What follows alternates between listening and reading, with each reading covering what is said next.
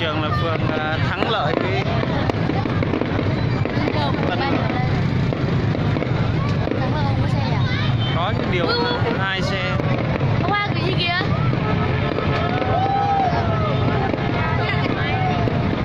Đẹp không? Hôm qua cái gì kìa? Đây đúng cái đèn.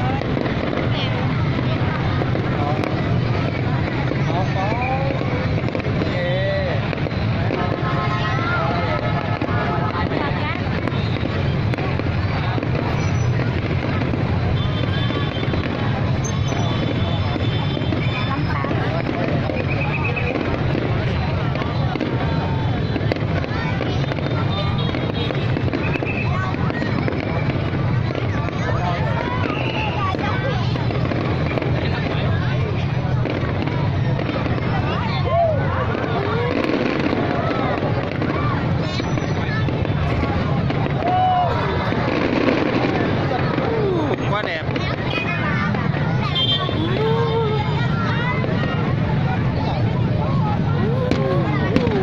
Giờ mới cao mới đẹp nè. Càng cao nữa càng to.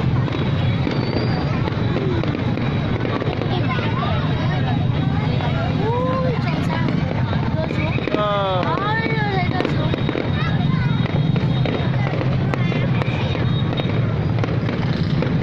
Ai bắn đâu? Thành đội bắn.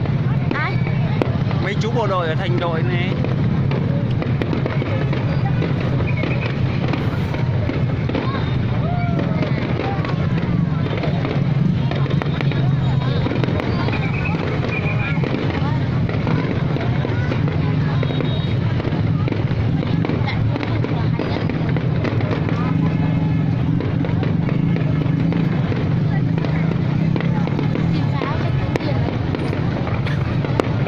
Ôi, đẹp chưa kìa? Sáng chưa?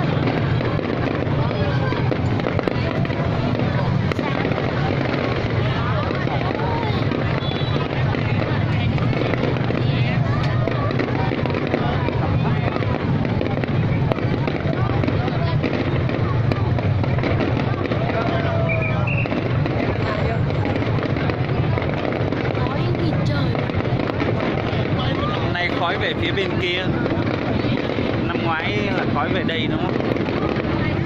Ôi, lấp lánh lấp lánh.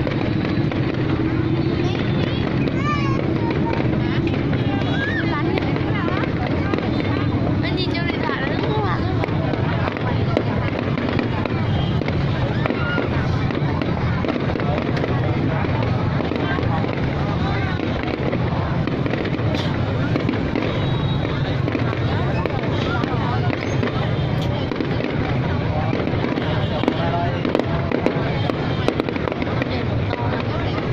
Quá đẹp.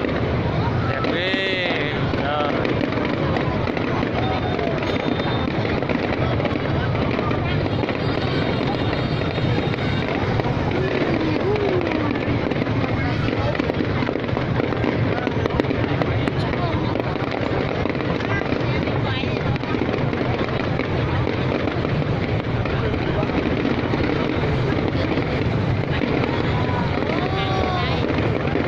ôi, màu xanh.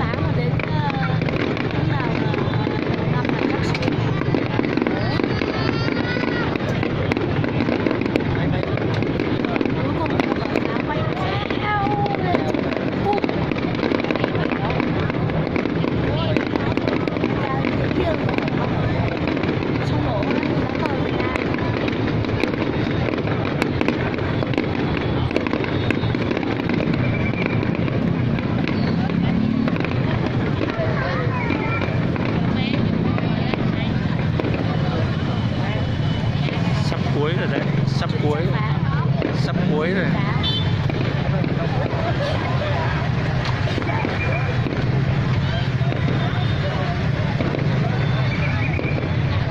Mấy người bánh này gì đó cũng tội.